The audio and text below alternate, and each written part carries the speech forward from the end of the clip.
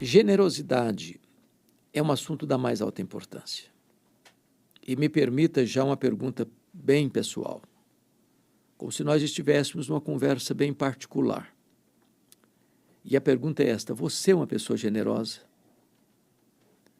Você é uma pessoa que tem o coração aberto, o bolso aberto, as mãos abertas e a casa aberta para ajudar o necessitado? Você é uma pessoa que ama mais pessoas do que coisas?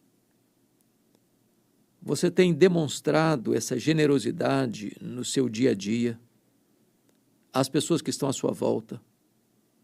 É claro que tem um reduto de prioridade na generosidade. A Bíblia diz que nós devemos cuidar em primeiro lugar da nossa própria casa, da nossa própria família.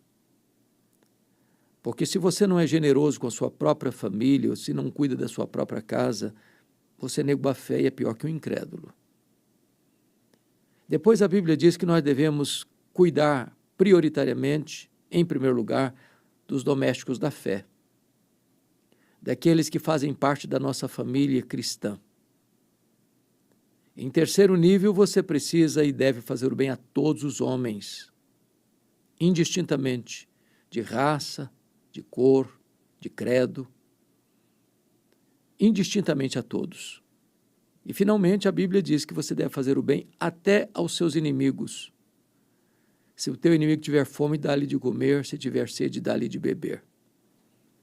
Portanto, a generosidade não tem limitação. Ela deve ser estendida a todos. Os reformadores do século XVI tinham um grande lema que eu acho correto. Eles diziam: o mistério do pobre e o ministério do rico. Lá em Provérbios 22:2 está escrito: o rico e o pobre se encontram, a um e a outro faz o Senhor. Isso é um grande mistério para nós. Você já parou para perceber que há pessoas que trabalham arduamente a vida inteira, são inteligentes, fizeram bons cursos, receberam um melhor treinamento, mas nunca deslancharam financeiramente? Outras pessoas não tiveram estudo, não tiveram treinamento e se enriquecem. É um grande mistério isso. Não poderíamos dizer que quem ficou mais aquinhoado financeiramente era mais inteligente, ou mais sábio, ou mais preparado. Às vezes essas coisas não têm tão estreita relação. A um e ao outro Deus faz. Então, os reformadores, ao olharem sobre esta questão, falaram do mistério do pobre e do ministério do rico. Porque o rico não recebe com mais generosidade o que tem para acumular com usura. Mas ele deve, ao receber mais, ao ter mais, ao acumular mais, ao granjear mais, distribuir com generosidade. É claro que eu não estou falando daquela riqueza imoral, ilícita. Eu não estou falando da riqueza acumulada com corrupção. Eu não estou falando da riqueza adquirida com esperteza, seja saqueando o erário público, seja saqueando empresas particulares, seja dando golpe na praça, ou fazendo farra com dinheiro público. Não, eu não estou falando desse tipo de riqueza que deveria produzir vergonha, opróbrio. E nós devemos repudiar qualquer tipo de expediente para buscar riqueza desonesta, que não seja fruto do trabalho íntegro e da bênção de Deus. Mas, se Deus lhe deu a bênção de prosperar, e a bênção do Senhor enriquece e com ela não tem desgosto, isso tem um propósito. Não é para você comer todas as sementes. Não é para você guardar com usura, mas é para você distribuir com generosidade. Então, a generosidade é um ministério. Se você tem, é porque você recebeu. Toda a boa dádiva procede de Deus. E Deus concede bênçãos materiais através do trabalho, através da inteligência, através da estratégia, através da capacitação. É claro. Então, quando você tem, e tem com abundância, não é para que você retenha só para você desfrutar, deixando à míngua quem está do seu lado. É para que você tenha um coração aberto, coração generoso. E eu gostaria aqui de olhar com você alguns textos da Bíblia que reforçam esta ideia. Por exemplo, se você vai para Provérbios, capítulo 11, está escrito algo sublime no capítulo 11, versos 24 e 25. Peço sua permissão para a leitura. A quem dá liberalmente, ainda se lhe acrescenta mais e mais. Isso está na contramão da matemática. Porque se você subtrai, como é que você multiplica? Quando você subtrai, na matemática você subtrai. Mas na matemática divina, da generosidade, está escrito a quem dá liberalmente, ou seja, com abundância, sem usura, sem mesquinhez. A quem dá liberalmente, ainda se lhe acrescenta mais e mais. Então, na matemática divina, quanto mais você dá, mais você tem. Quanto mais você distribui, mais Deus multiplica os seus bens. Quanto mais você semeia, mais Deus multiplica a sua sementeira. Isso é um princípio espiritual. Também está escrito, ao que retém mais do que é justo, ser-lhe-á em pura perda. Então veja você que alguém que tem e guarda e segura e tranca e não distribui, essa pessoa vai perder. Ela vai perder. Vai ser pura perda para ela. Esta pessoa não tem condições de ter uma vida plena. Isso é como um mar morto que só recebe as águas do Jordão e não distribui. E porque ele recebe e não distribui, é um mar morto, ali não tem vida. Não tem vida vegetal, não tem vida animal, não tem peixes, não tem algas, não tem plantas. Porque morre. Agora, o rio, o mar da Galileia, que recebe as águas e as distribui, é um lugar de vida, de plenitude. Então, é assim também na vida. Quem dá liberalmente, ainda se lhe acrescenta mais e mais, mas quem retém mais do que é justo, ser-lhe-á pura perda. E o verso 25 faz uma afirmação teológica da mais alta importância. A quem dá liberalmente, 25 agora, a alma generosa prosperará, e quem dá a beber será descedentado. Veja você que quem dá prosperidade é Deus. A bênção do Senhor enriquece, com ela não tem desgosto. Então, quem leva você para frente é Deus, quem abre portas para você é Deus, quem abre novos caminhos para você é Deus, quem dá novas oportunidades para você é Deus. Se você é generoso, Deus faz você prosperar. Se você dá água para o sedento, você também vai ser descedentado. Isso é um princípio de Deus no que tange a generosidade. Outro texto da Bíblia que me impressiona com respeito à generosidade é Provérbios 19, versículo 17. Eu vou pedir Vênia para ler. Olha o que está escrito aqui. Está escrito assim, 19, 17. Está escrito assim, olha, veja você. Quem se compadece do pobre, ao Senhor empresta, e este lhe paga o seu benefício. A ideia aqui é de compadecer do pobre, ou seja, socorrê-lo em sua necessidade. Estou falando daquela compaixão de sentimento piegas. Ah, coitadinho do fulano. Está passando uma magrela, está passando uma dificuldade, não tem dinheiro nem sequer para as coisas básicas da família. E eu tendo poder e oportunidade de ajudá-lo, eu não ajudo, só fico no sentimento. Não, não se trata disso. O que se compadece é aquele que vê a necessidade do outro e socorre o outro na hora da sua necessidade. Diz o texto que quem faz isso, a Deus empresta. E Deus não fica em dívida com ninguém. Quando você dá ao pobre, socorre o pobre, ajuda o pobre na sua necessidade, você está emprestando para Deus que a ninguém fica devendo. Então, um princípio espiritual. Quem vai recompensar você não é o pobre que recebeu ajuda, é o próprio Deus. Porque Deus colocou mais na sua mão, não para você reter, mas para você distribuir. E é nesse sentido que o texto está dizendo, que Deus lhe paga o seu benefício, e paga com juros e correção monetária, porque Deus é a fonte de todo bem, Ele é pródigo nas suas bênçãos e é Ele quem recompensa o generoso. É isso que a Bíblia diz.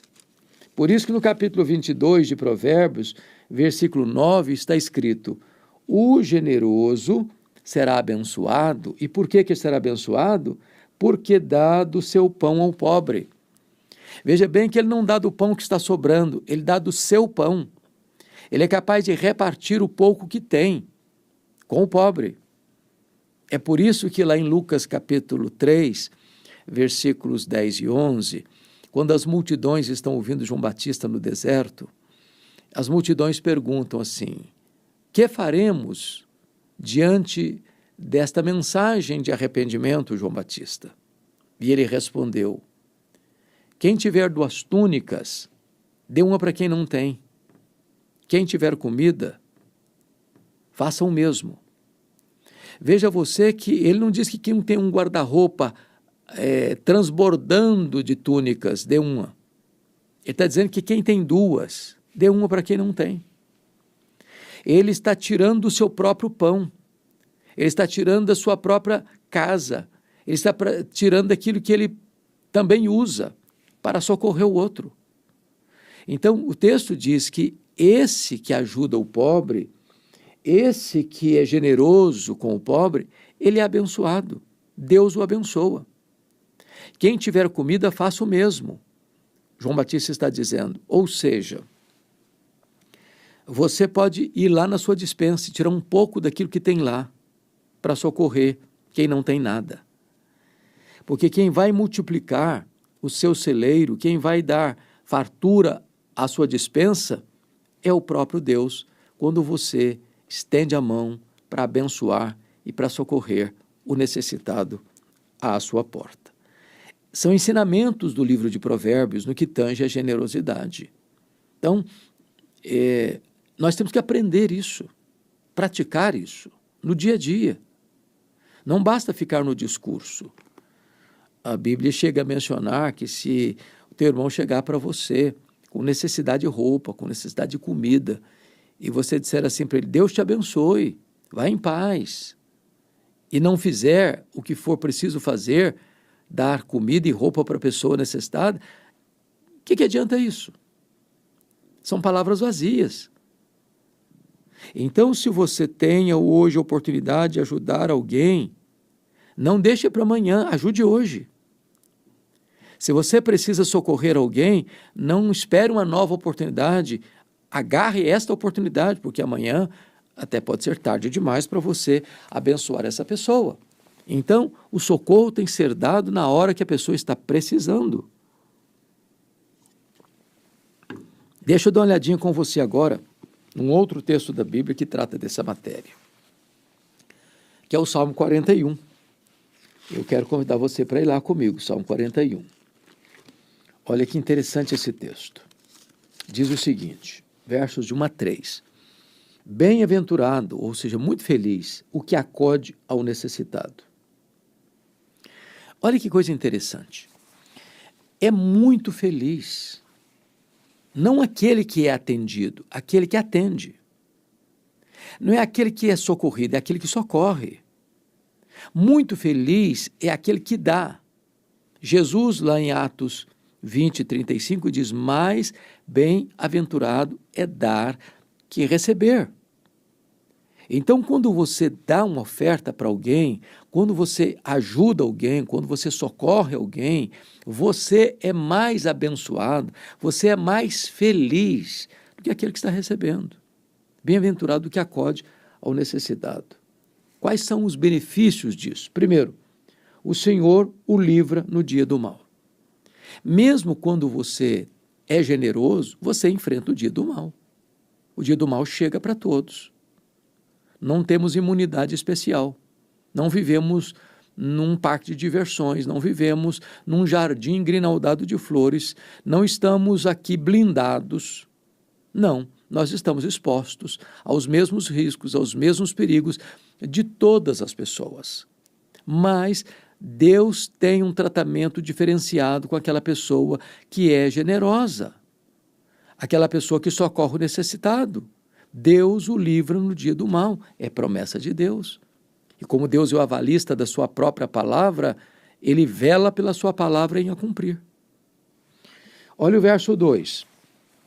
O Senhor o protege, preserva-lhe a vida e o faz feliz na terra. Veja você o cuidado protetor de Deus na vida do generoso. O Senhor o protege. O Senhor é o seu escudo, é o seu defensor. O Senhor dá a ele vida longa, preserva-lhe a vida. Deus dá longevidade ao generoso.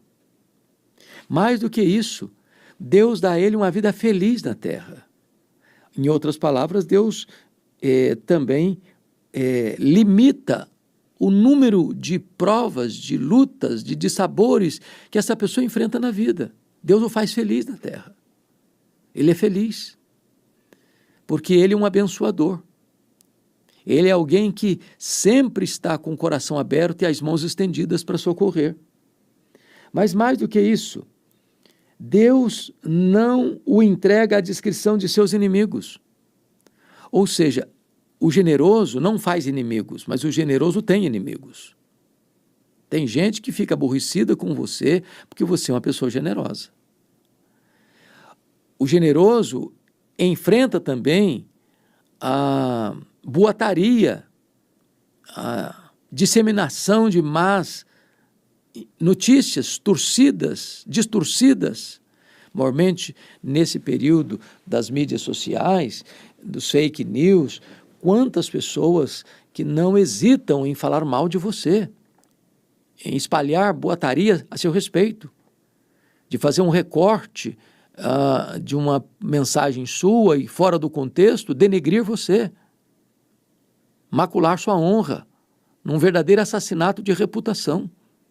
Mas o texto está nos dizendo que quando você é generoso, Deus não entrega você à discrição de seus inimigos.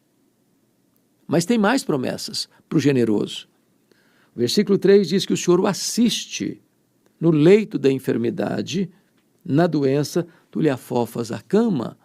Deus traz não só cura, Deus traz também refrigério, Deus traz também consolo, Deus traz também bálsamo do céu para tornar esse momento mais leve, mais suave, mais rápido, trazendo cura completa para a sua vida. São promessas de Deus aos generosos. Mas me permita ainda avançar um pouco mais nas Escrituras sobre esse tema generosidade. Lá em Lucas capítulo 10, temos ali talvez uma das parábolas mais sublimes que Jesus contou, né? É a parábola do bom samaritano.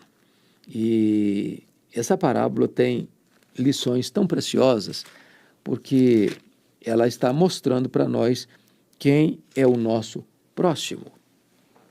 Jesus conta que certo homem descia de Jerusalém para Jericó, e essa pessoa foi apanhada pelos salteadores, que saquearam os seus bens, que deixaram essa pessoa sem roupa, e totalmente ferida à beira do caminho e sangrando. E Jesus conta que descia um sacerdote e olhou aquele homem à beira do caminho sangrando e passou de largo. Também passava um levita, outra pessoa ligada ao culto, ao templo, ao serviço sagrado, e olhou a pessoa sangrando à beira do caminho e também passou de largo. Então vinha um samaritano. E o samaritano era uma raça híbrida e, naquele tempo, arqui-inimigos dos judeus, dos israelitas. Não havia qualquer parceria de cooperação entre judeu e samaritano. Eram tidos como inimigos irreconciliáveis. E o samaritano, ao ver aquele homem, parou, chegou perto, pensou, ou seja, terapeutizou suas feridas, depois botou aquele homem ferido no seu animal e levou para uma hospedaria e disse para o hospedeiro: olha, cuida desse homem e se houver outras despesas extras, quando eu voltar, eu te indenizarei. E Jesus conta essa parábola para mostrar que quem socorreu aquele homem ferido não foi uma pessoa da sua raça, não foi uma pessoa da sua religião, não foi a pessoa do seu convívio, não foi uma pessoa que ele tinha lastro de amizade. Ao contrário, era um homem estranho, de uma raça estranha, que nutria naquele tempo uma hostilidade no coração. Mas aquele homem socorreu o que estava caído à beira do caminho. E Jesus pergunta, então, qual desses foi o próximo daquele homem? E a resposta foi aquele que usou com ele de misericórdia. E Jesus então disse para os seus interrogadores, vai tu e faz o mesmo. Ou seja, generosidade não é apenas uma questão de você ajudar a quem você gosta, a quem você ama, a quem lhe é próximo, aquele que tem parentesco com você ou amizade com você, ou é da sua igreja, ou é do seu vínculo mais próximo de amizade. Você pode e deve ser generoso até com o estranho, até com aquele que pensa que é seu inimigo. Você precisa estender a mão e ser generoso, porque é assim que Deus trata com você e comigo. Deus dá a sua chuva e o seu sol para maus e bons. Deus preserva a vida daquele que blasfema, Deus preserva a vida daquele que se entrega à maldade, Deus preserva a vida daquele que se rende à corrupção mais violenta, ao crime mais hediondo. Porque Deus é generoso, Deus é paciente, Deus é bondoso. Ele derrama a sua chuva na terra daquele que não o reconhece. Então, ninguém pode transcender a Deus em generosidade. É isso que esse texto está nos ensinando. Mas vamos para um outro texto ainda, Romanos capítulo 12, versículo 13. O apóstolo Paulo ensina assim sobre generosidade. Olha que coisa interessante. 12, versículo 13 está escrito, compartilhai as necessidades dos santos, praticai a hospitalidade. O que é compartilhar as necessidades dos santos? Você conhece alguém que está passando por uma situação difícil? Que está precisando de um socorro? Está precisando de uma ajuda? Está precisando de uma oferta? Quem sabe você possa fazer isso? Isso é compartilhar a necessidade dos santos. Eu não sei se você tem tido essa experiência de repartir com quem precisa. De fazer isso não esporadicamente, mas fazer isso com regularidade. E eu posso lhe garantir que Deus não fica em débito com ninguém. A alma generosa prosperará. Quando você dá, Deus multiplica a sua sementeira. Quando você reparte, Deus renova o estoque do seu armazém. Deus é a fonte de todo o bem. E quando você reparte, compartilha a necessidade dos santos, é Deus quem vem para abençoar você com bênçãos sem medidas. Versículo de número 20 diz, pelo contrário, se o teu inimigo tiver fome, dá-lhe de comer, se tiver sede, dá-lhe de beber. Porque fazendo isto, amontoarás brasas vivas sobre a sua cabeça. Não te deixes vencer do mal, mas vence o mal com o bem. Imagine que uma pessoa fale mal de você, ou faça mal para você. Se você tiver a oportunidade, o que você fará a ela? O mal? Dando troco? Se vingando? O apóstolo Paulo está dizendo que se alguém faz mal a você e fala mal de você, peça a Deus uma oportunidade para fazer o bem a ela. Porque se você devolver mal com mal, você empata o jogo, você está sendo semelhante a ela. Mas se ela fala mal de você, se ela faz mal para você, e você busca uma oportunidade para servi-la, então você desempatou o jogo. E a pessoa vai ficar constrangida, porque ela esperava que você agisse como ela agiu. Ela esperava que você medisse a ela com a mesma régua que ela mediu você. E a generosidade quebra esse ciclo da maldade. A generosidade interrompe o fluxo da guerra. O generoso é aquele que estabelece a paz, sem precisar de lançar mão da guerra. Bom, mas me permita ainda um outro exemplo de generosidade que está na segunda carta de Paulo aos Coríntios, e talvez de toda a Bíblia, esse seja um dos textos mais eloquentes do apóstolo Paulo sobre generosidade. Até porque Paulo estava fazendo uma coleta, um levantamento de ofertas com as igrejas da Judéia, para as igrejas pobres da Judéia, e ele vê o exemplo das igrejas da Macedônia, que eram pobres, e que, ao verem Paulo fazendo esse levantamento de ofertas para os pobres da Judéia, rogaram a Paulo a graça de participarem da assistência aos santos. E eles ofertaram além das suas posses, aliás, ofertaram-se a si mesmos primeiro ao Senhor. Em outras palavras, generosidade não é tanto do dinheiro que eu tenho no bolso, mas do quanto de amor eu tenho no coração. Ninguém é tão pobre que não possa dar e ninguém é tão rico que não possa receber. Generosidade é uma expressão da graça, e graça é um dom imerecido. Quando você socorre o necessitado, não é um favor que você está fazendo para a pessoa, é uma graça que Deus está lhe dando de ser parceiro dele na assistência ao necessitado. Porque é Deus quem cuida. Mas Deus cuida através de nós. Então, quando uma pessoa necessitada recebe uma ajuda, ela vai glorificar a Deus. E ela vai dar graças a Deus pela sua vida que a socorreu na hora da sua necessidade. Isso redunda em glória para Deus, isso redunda em gratidão no coração, isso redunda em prosperidade espiritual e até financeira para a sua vida. Porque quando você semeia muito, você colhe muito, e quando você semeia, Deus multiplica a sua sementeira para que você continue semeando. Me permita ainda mais 2 textos para encerrar, para não lhe cansar com tantas informações sobre isso, porque importa mais praticar. Então, vamos ao texto de Efésios, capítulo 4, versículo 28, quando o apóstolo Paulo vai dar o seguinte ensinamento. Veja comigo, interessante aí, ó.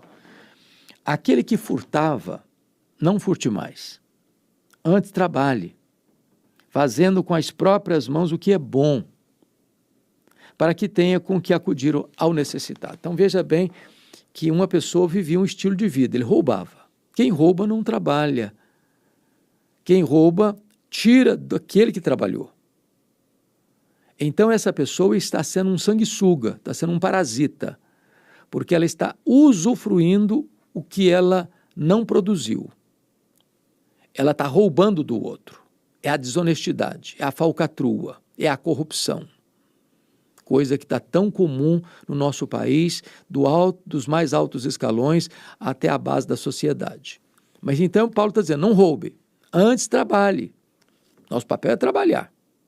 E você não trabalha apenas para ganhar o pão de cada dia, não. Trabalhar é uma necessidade do pobre e do rico. Todos devem trabalhar. Todos devem trabalhar. Mas você trabalha para quê? Fazendo com as próprias mãos o que é bom. Não faça o que é mal, roubando. Faça o que é bom, trabalhe. Quando você trabalha, algumas coisas vão acontecer. Primeiro, para que tenha com que acudir o necessitado. Além de suprir suas próprias necessidades, agora, em vez de você tirar do outro, você dá ao outro.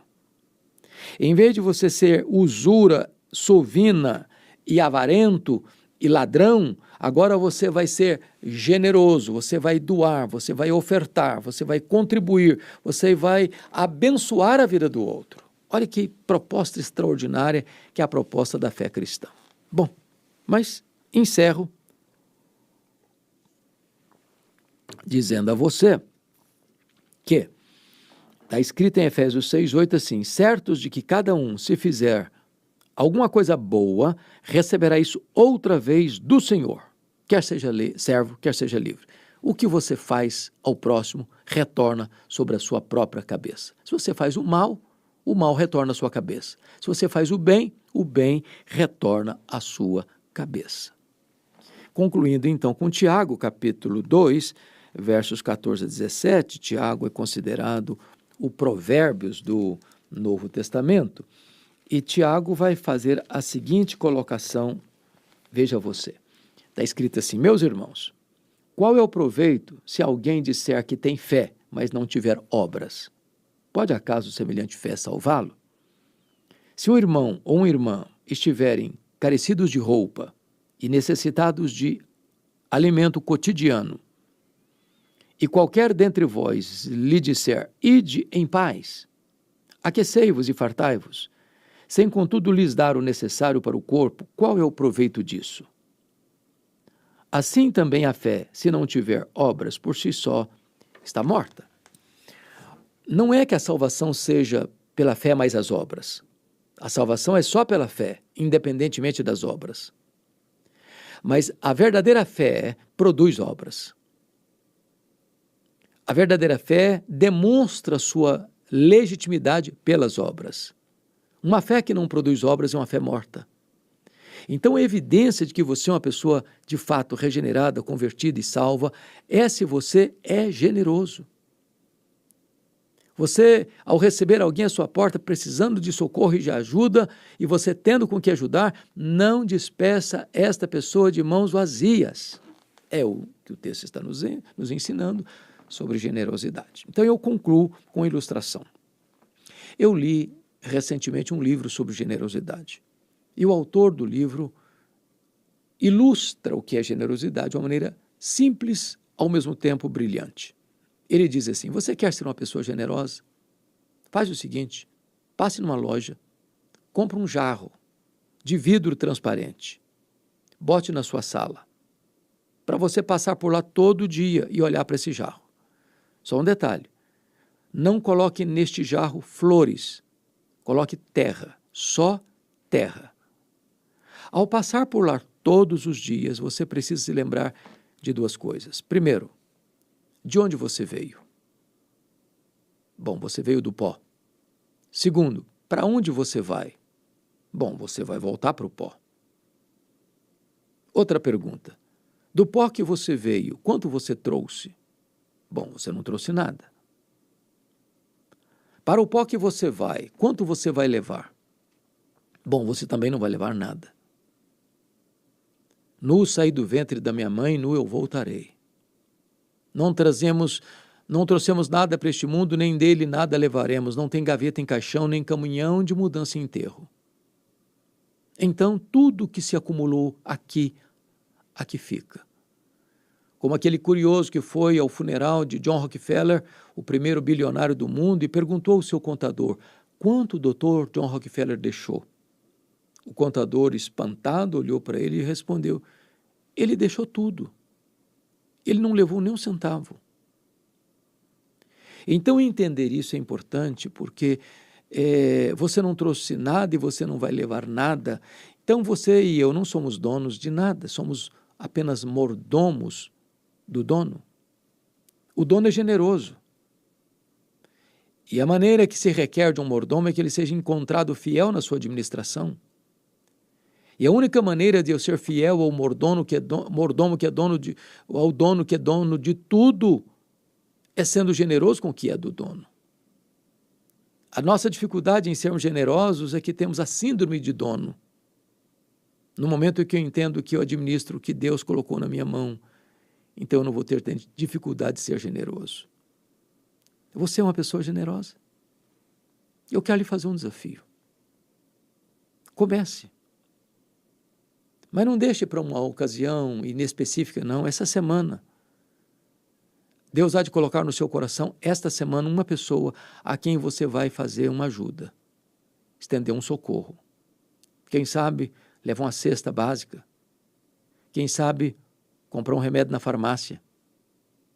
Quem sabe, pagando uma conta de luz que está atrasada. Quem sabe, ajudando alguém que está precisando de botar pão na sua mesa. E você há de perceber uma coisa. O que você der não vai lhe faltar. Você vai perceber outra coisa. O que você tem vai ser multiplicado. Porque não é promessa de homens. É promessa de Deus. A alma generosa prosperará. Mas você terá também uma grande alegria em ajudar, porque mais bem-aventurado é dar do que receber. Eu espero que estas breves considerações sobre generosidade possa ter trazido luz ao seu coração. E eu espero que você tome uma decisão. Porque, como diz James Hunter no seu livro O Monge Executivo, nós não somos o que sentimos, nós não somos o que falamos, nós não somos o que prometemos, nós somos o que fazemos. Então, Bem-aventurado é aquele que não apenas escuta, mas é aquele que pratica a palavra de Deus. Deus abençoe sua vida. Muito obrigado pela sua presença aqui conosco. Se você não está inscrito neste canal, quem sabe você possa se inscrever agora e nos ajudar a levar essa mensagem a muitas outras pessoas. Deus abençoe sua vida.